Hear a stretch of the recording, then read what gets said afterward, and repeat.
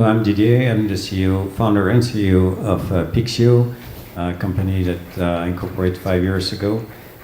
We provide digital ID as a service to bank, insurance, healthcare industry, and recently HR and government. Our solution is a component of several layers of infrastructure, including a blockchain part, which is a permission-based blockchain, which means that we're, since day one, with privacy by design in mind and distributed, not just ledger, but distributed architecture. Hello, I'm Hitoshi Kokumai. I'm advocating the concept of identity assurance by our own volition and proposing as a solution an expanded password system that can accept images as well as characters. Today, I would like to talk about two of the major threats coming, unfortunately, from the circle of cybersecurity and ID management professionals. One is the concept of the death of password or passwordless authentication. The second is the biometrics touted as one of the factors of multi-factor authentication. I would like to talk about them later. Okay, thank you. Hello everyone, my name is Ho Chang. I'm the CEO of BioID. It's a German company. We were founded in 2004. We are one of the very early biometrics as a service provider, and we advocate privacy by design. It only took us like less than 4 weeks to be GDPR compliant. So this is very well. So we like to empower companies who like to deploy biometrics in their services. Thank you.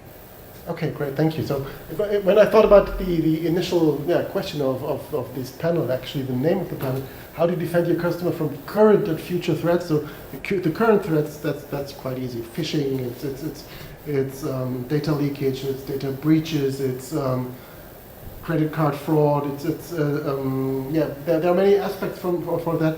And how do your solutions actually deal with our use, with all the threats that we're actually used to? So where do you come in before we come to the future threats? And I assume it's about biometrics then later on anyway. But how do your solutions aid in preventing the customers from these threats? There are many threats known already, and I would like to talk about the unknown threats, known to few people. One threat is coming from, unfortunately, from the professionals of security and ID management. One is the death of password or passwordless authentication. My understanding is that passwordless authentication or death of the password, if implemented literally, democracy would be dead. Where we were deprived of the chances and the means to get our volition confirmed in having our identity authenticated, democracy is lost. The value of the democratic society are not compatible. I don't let my children and grandchildren live in such a horrifying place. That's the first one. And the second one is the biometrics touted as one of the factors for multi-factor authentications. Factors of multi-factor authentication must be deployed in series, say, in the way both A and B shall pass, not in parallel, say, the way either A or B pass. And in cyberspace, biometrics is used together with a fallback password against false rejection. And biometrics and the fallback password are usually deployed in parallel, the way either A or B shall pass. Meaning, biometrics brought in this way brings down the security the password has so far provided. It's good to promote biometrics as a tool for better convenience. But if biometrics is brought this way, is recommended for enhancing security, we have to be worried. And for those problems, the proposition I would like to make is that the current headache about password can be summarized rather simple. Passwords are absolutely necessary, and yet passwords are hated. Then the reasoning can lead us to only one way out. We need to come up with the sort of password that is not hated, desirably loved. That's what I would like to propose. Okay, we have now three different theses in the room. I think you want to reply to one of them, because one is the passwordless authentication. Second is the biometrics plus fallback password, and the third is the friendly, easy to use password as a replacement for the hated one. Maybe you want to directly reply to that. Directly reply? Well, I have a different view. I think the current situation that we're in right now is users are not part of the process. I think this is why we see a lot of breaches. And for the future, we believe that we should empower users and to be part of the process. I think this is what we are seeing right now. And in the past, or even up to today, we heard about a lot of CRM, is customer relationship management. That's coming from the enterprise or service provider. We believe we're looking at in the future is CRM. CMR, sorry, is a customer managed relationship. Customers should be empowered to manage their own data, and if they are part of the process, we think that the threat or the all those cybersecurity problem will be much more improved in our opinion. Okay. Yeah, I definitely would agree on that. And I think there's several aspects to your question. One is about privacy, which is definitely a threat.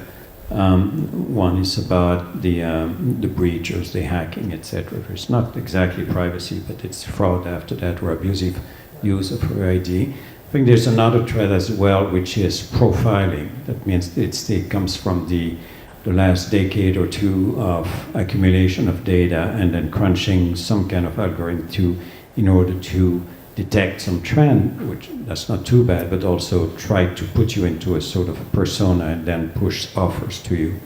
That I find as an individual as threatful as the rest. And so the answer the answer to all these different threats is not unique. You have to compose a puzzle, and part of it is definitely, at least in terms of privacy, to give back control on the data. We've had several panels on that to the customer, and I think that's what GDPR is all about, and indeed some part of PSD 2. And that's very important. It's not easy to implement, but that's definitely a part. Now, in terms of threat for hacking or diagnose, was that it's very much linked to decentralization, because the bigger the pot, the most attractive it is, right? So if you do have a decentralization system, then you don't have to accumulate data. It's just a matter to know where it is, or where is the certification about that data. That means you don't have to have a sort of huge redundancy of accumulative system. You just need to cooperate among ecosystem, and that reduces tremendously, first of all, the amount of data on the market, duplicate, and also reduce the transfer of data. That means just the moving data from one part to another is another threat. It's actually a big one. weak point, and so you avoid that. So it's several components that we're actually trying to provide to our customer. Right, but this is actually a bit a different dimension than what Hitoshi mentioned, which is the authentication part, which is the a bit of the authorization part as well, Right. but maybe mostly the way how to handle biometric data and how to deal with the authentication process in general. This is actually something that happens afterwards. Right. Well, it is kind of linked because all of that indeed is trying to move away from what's called knowledge-based access, right? So Right. everything based on a secret or based on something that's shared with you instantaneously or something like that.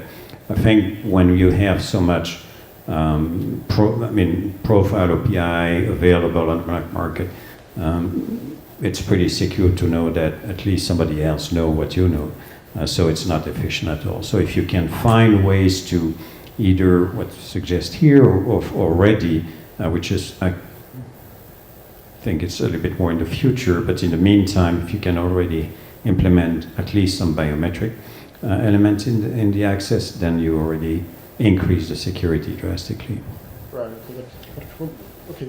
Yeah, I think both the privacy and data breaches are equally crucial today.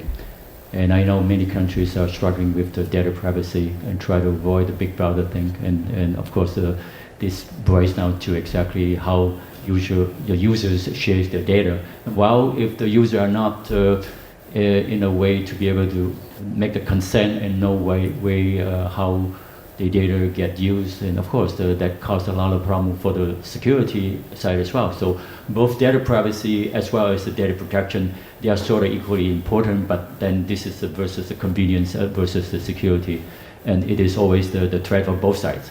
So and we believe that if the data subject is exactly what is vital about it. Okay, if the data subject is aware about the threat, and it's much more easier for the service provider to incorporate technology like authentication or biometrics or whatever you have, okay? It's much more easier for them to accept the technology to increase the security.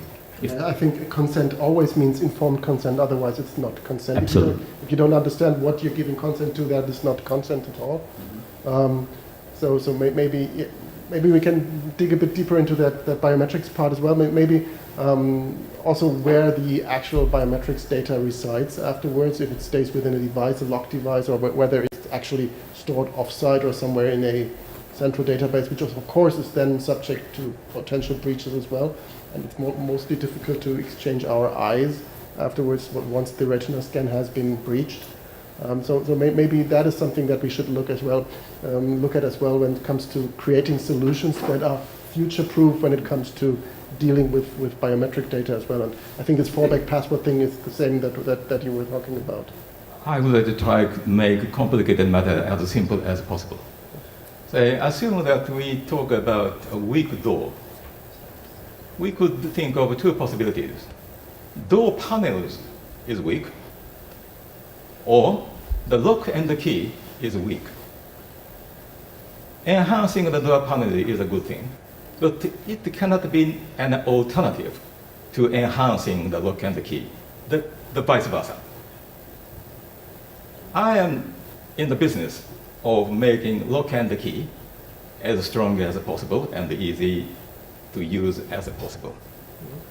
And I have no expertise for talking about how to enhance the door. So I'm focusing only on how to enhance the lock and the key, and the rest of the discussion, I will leave it to other professionals. Right, okay. Just one comment on the issue about where you store biometrics and whether or not your biometrics can be stolen. I think in the last session in Seattle, I think Maxwell, the lady who was giving a Skype session as well, she actually made it very clear that there is a very big misconception of the biometrics. I think you already said it. If users do not understand the kind of technology they are dealing with, of course, they are more scared to embrace it, to adopt it. The biometrics design is, even though if you have the biometrics template, you cannot reuse it. This is the fundamental science of biometrics.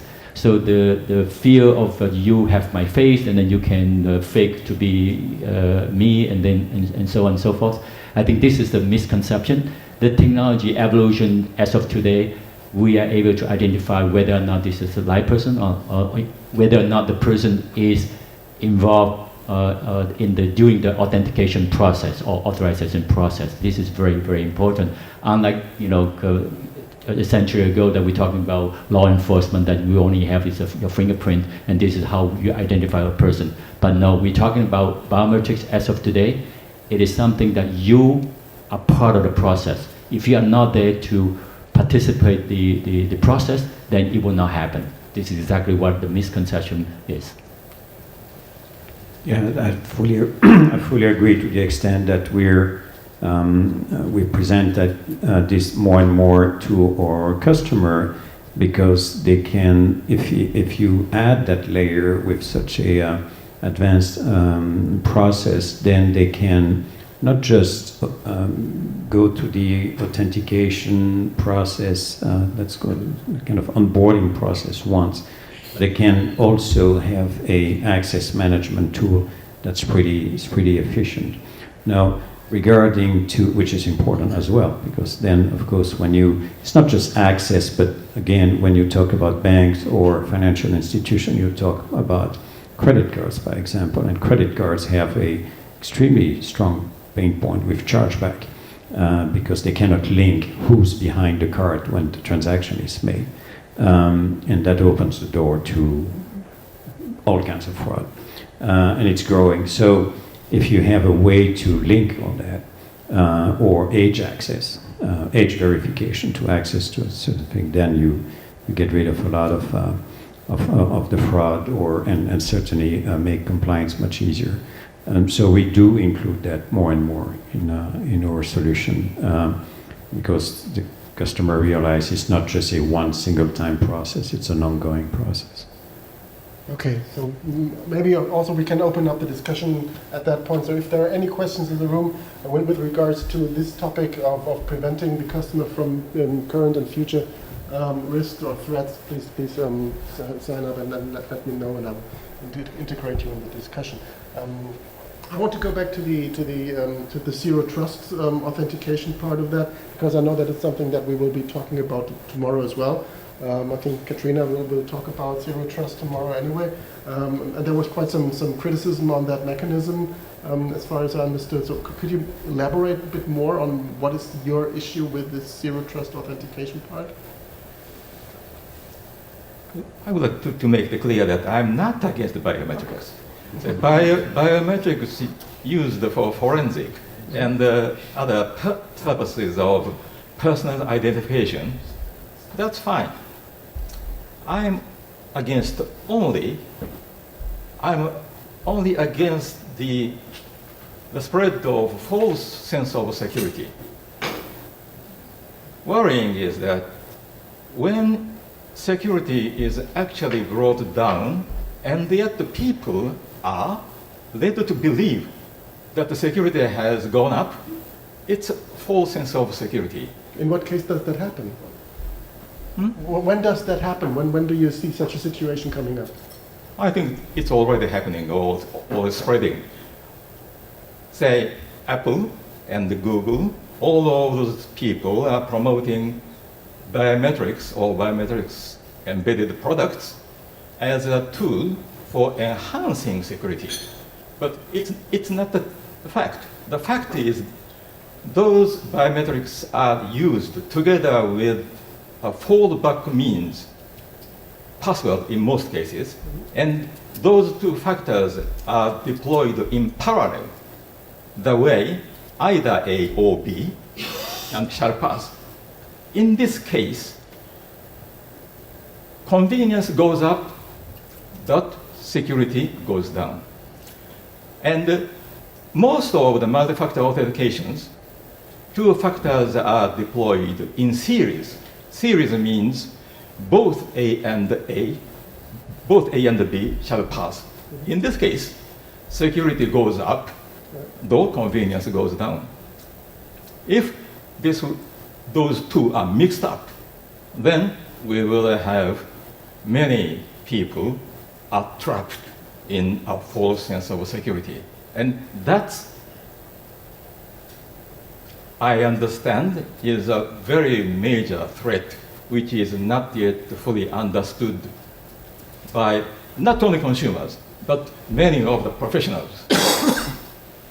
Okay, but that could be healed by changing the process, as you said, really to make sure that you have this A plus B or sequence check, which might require some more additional factors, but this can be healed. I think it doesn't matter if this is a parallel process or a serial process. If I use a device to present my fingerprint, it can still be parallel because, first of all, you must present your fingerprint on the right device, and this is a two-factor. It can be in parallel. There's nothing wrong to provide A and B in parallel. I don't think it's a problem. There is one obvious problem if you do it serially because the weakest things never disappear. If one of them is the weakest link of the whole process, it's going to be a weakest link no matter what. So in parallel process, if you are able to deploy or implement in a way that A and B, I think that's a good thing. For example, we are using it with our device. You want to use FIDO, you have the phone, you must register with your phone, you present your fingerprint on the right device. It is a parallel process. I think this is A and B. I think it's equally good or even better, in my opinion. I have to say, half yes and half no. In terms of using both the physical object as a phone and biometrics, it looks like a two-factor. But when you are rejected by biometrics, you would have to rely on password, on PIN code. Then, in that case, mobile phone together with the PIN code is safer than mobile phone with PIN code or password. So, in terms of convenience, this mobile phone together with PIN code or biometrics, that's fine. I'm not against it. I'm only against people are led to believe that the security has gone up, even though security has gone down. So what would the attack look like if we have the scenario that you described? So you have password plus device. So stealing the device plus having the password would enable access. So usually, two-factor authentication is password and something you have. Right. Yeah, it's the device that you stole. So if a device is stolen, password would still work. Right. So two-factor authentication must be better than one factor because it's simple, because two is always larger than one. So let's find a solution for that issue. Yes, so two-factor authentication is a solution. I'm not talking about it. I'm talking about false sense of security that could be brought by wrong understanding about whether the security has gone up or gone down. Right, fully understood. So we have to make sure that this common notion of what is actually going on is equally distributed and everybody understands if I choose that weaker mechanism, my security goes down. And otherwise, again, informed consent, I have to understand what I'm doing. So I have to achieve the right level of security. And if that means inconvenience, then it means inconvenience. It's a matter of informed consent. Right. And the informed consent should not be displaced by the misinformed consent. Okay. Also, what we see before when we implement solution is that we can sequence it, so it's a smoother process and journey for the customer. It's to access a certain part of the app for doing things that are not risky. it's enough to have one factor of identification. It doesn't have to be knowledge-based, but it can. And then the more you go into risky business just for yourself, but also for the company, like transaction, then of course you start to increase and ask an additional layer. When you do that, we see a much better traction among the customer. Of course, it needs to be informed, but also it makes sense. And it kind of layer the risk, the perception of the risk by customer and the understanding and then the agreement to participate to that higher security. I just want to add one more comment about Hitoshi-san brought up this lock and lock issue. Yeah, we've been in the process of working with several smart lock companies. Okay, those are the IoT companies. Okay, and can you imagine that those people, the most traditional industry, they are now going for smart locks or smart home, and one of the reasons, of course, is for convenience, but very importantly, they also want to provide a secure and convenient access for the customers, for the users. If I want to enter my apartment with my smartphone, I better be sure that this is me, myself. And so they're actually proposing to use multi-factor incorporating biometrics. So the device itself must be registered, and then later on they incorporate either an NFC code or they use biometrics. So I think the adoption of this kind of technology to cope with the threats or the security matters is pretty much down all the way linked to the customers or the user itself. So the threat will be much more lesser if the user feels that they are in possession of or they are embracing the security process instead of they are forced to follow certain process because it's perceived not secure. Okay. Maybe a final question, as we're already getting close to the discussion, but you've brought up the example with the smart home and authentication via phone and fingerprint. But in my experience, and I think this is something that was in the other talks over in the other room as well, people are not really caring about security, and if it's cheaper, the smart lock is cheaper, then they might choose the cheaper one, even if it's just username and password. So how would you act to be more an advocate defending the security or a proponent for security? What would you do to actually teach people to achieve that? Just making it cheaper is not an option. Right. I might be a little bit cynical there, but I'm not sure you teach. You can just translate that, maybe because I live in America, but translate that into what they have to spend.